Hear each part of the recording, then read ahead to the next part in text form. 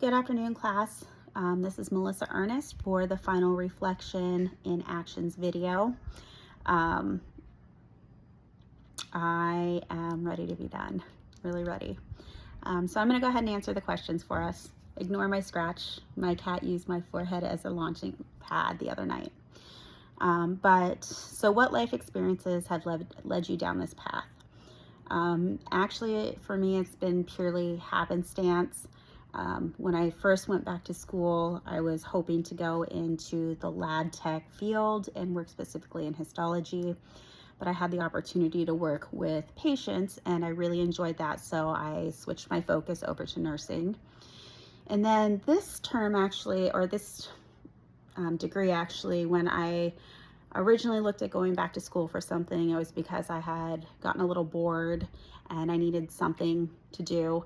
And I actually wanted to go back for some carpentry work, but my husband talked me into going for something for my degree. So I switched over to the FNP program with the anticipation of taking my time with it, gathering lots of education from the floor and kind of going from there. But I've been progressing right along.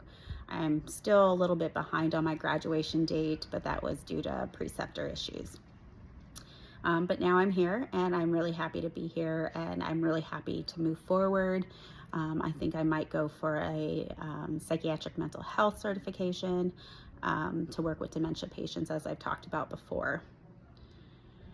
My greatest successes so far, probably just getting through this, pushing myself. I maintained working full-time. I can't say I maintained my personal life, so that's not really a success. But I also maintained all A's with the exception of one B during this program. So I guess that's my biggest success so far. What challenges have I had to overcome and challenges that still remain? So throughout this education program, I did encounter the loss of one of my cats. She was very important to me and I love her a lot.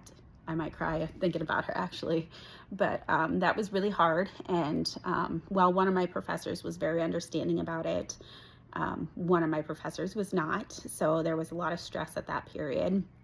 And then clinically wise, I actually had a very, very, very difficult time finding preceptorship. I ended up driving an hour and some change in one direction for some of the rotations and an hour and a half in the other direction for some of my other rotations. So that was a bit of a challenge, especially since I hate driving, but you know, you gotta do what you gotta do. So I did it and it's done. What challenges still remain? I don't know my feelings about the testing. I'm very nervous about the testing. I didn't do overly great on the proctor exam. I did improve from the first time to the second time, but still some improvement can be made. So I think that's going to be my biggest challenge, is just passing that proctored exam. Overall, what did I learn from this course? I learned a lot more in depth the research process.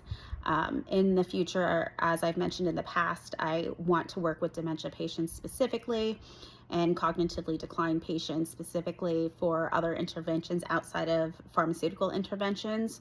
And a lot of that will contain research. So this actually was pretty much a precursor to what I can anticipate in the future.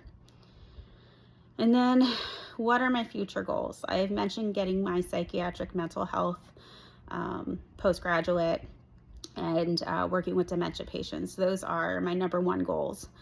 And also taking that carpentry course. I really plan on taking a little time off, maybe enjoying the rest of the summer, but then maybe doing some carpentry work. So we will see. I wish you guys all the very best. It was great being in class with you guys and learning from you guys. You guys were wonderful. Have a great day and best of luck.